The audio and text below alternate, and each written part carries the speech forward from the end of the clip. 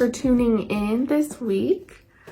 I am excited to share with you a message today, and I hope you guys are here eager and open to learn and ready to dive into the Word with me. And I also hope that you are enjoying the holiday season. We're coming into Christmas, and it really is a wonderful time of year to share love with one another, to spend time and fellowship with each other. So I encourage you to get out and to spend time with your loved ones and people around you. Check on your neighbors. Pop into church if you can. We'd love to have you on Sundays. This week we're going to be talking in 1 Corinthians, and it's 1 Corinthians 12 through 14, and it's unity and diversity in the body.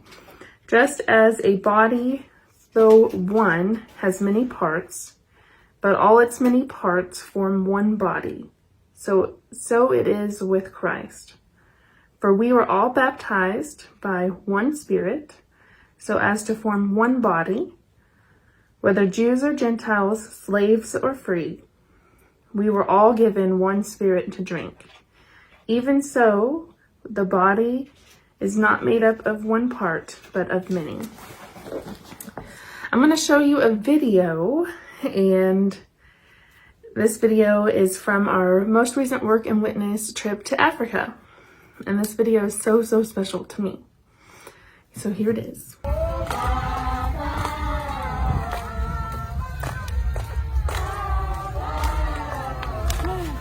This video is so special to me, and it just really embodies to me what that trip was like. So this was at the second church that we visit while we were in Mwanza. And when I look back at all the photos and videos that I have of the trip, I am reminded that this is what heaven's going to look like one day. All nations, all languages, all people, one body, all together. The sounds that you're going to hear, the people, the songs that will be sung will just be as beautiful as I feel like this video is, and probably even more than that. And I share it because it shows what it looks like to be one body. So here's two communities coming together that have very different lives that they live. But we're all there together to worship the same God in the same ways as song, worship, and in word. And here we are coming together despite all differences, not overlooking each other, but really enjoying the fellowship of one another. And I really enjoyed like the partnership with the Tanzania Northwest District has really been anointed from the very beginning that the plans came together. And in going to Africa, they didn't need our help. They could do it all, anything that they were doing, and they did a lot of it on their own with the funds that were provided by the Kentucky District. But they allowed us to be a part of it because we are a part of it. We are one body, and we serve one goal, and that's to bring more people to Christ. And that's in all nations. So there was no overlooking Kentucky on Africa's end. They welcomed us with open arms, and there is no overlooking Africa from Kentucky's end. They are welcome with open arms in this partnership together. And while we might not be there physically, the partnership continues, and us being one body together is far beyond being there in person. But while we're there, we all bring different gifts to the table. So the team that we went with from Kentucky all have different gifts. We have electricians and painters and plumbers. We have, I took photos. We have many things. And there's people in Africa with many different types of professions. And we honestly probably got in their way more than we were helpful, but they still allowed us to be a part of it. And that's what's truly amazing. And that's that's kind of the picture that I wanted to show by showing the video and by sharing a part of the trip with you all.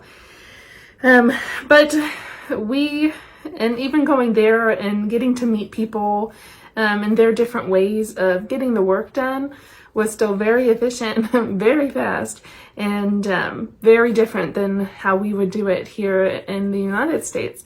But they got it done, and there was no overlooking it. We came together, we got the work done, and we provided help where we could in the time that we had with them. But it was so much deeper than the physical aspect of it. The partnership as one body together will live on far beyond the district walls that are built. It is the love for Christ is deep, and the servant heart that people have there is even deeper. And I share this to encourage you to look at the person that's next to you, the people that you surround yourself with, and not to overlook them, but to know how capable they are, and that the parts of them that they bring to the table, their abilities and their gifts, are valuable, and they are useful in God's eyes to bringing people to Him. So, and that goes for you. Your goals and abilities and gifts are valuable, and they bring something different to the table, but that's the point. Every part of the body has a different function. The eyes and the hands do not do the same thing, but they are so important. The ears and the feet, they do something so different, but they are so important. So your ability to talk to people is just as important as it is for Billy Bob to build something. Your ability to comfort people is just important as it is for Sally to encourage someone. It is your abilities and gifts are given to you to serve the body, to be one with one another in the body, and and that's our goal, is with those gifts and those abilities to serve the body together. Our goal is to bring more people to Christ. That's what we accept. That is the promise. That is the job that we accept when we give our hearts to God. And so I just want you to think about as the body, if the foot decides it doesn't want to work that day, it's going to be really, really hard for the body to get where it's going to go. So as you're going through things this week, are you the foot that decides to not work? Or are you the hand that gets going? Are you overlooking the people around you because they bring something different to the table? Or are you the one that's encouraging them to use those gifts and abilities to serve the Lord as one body?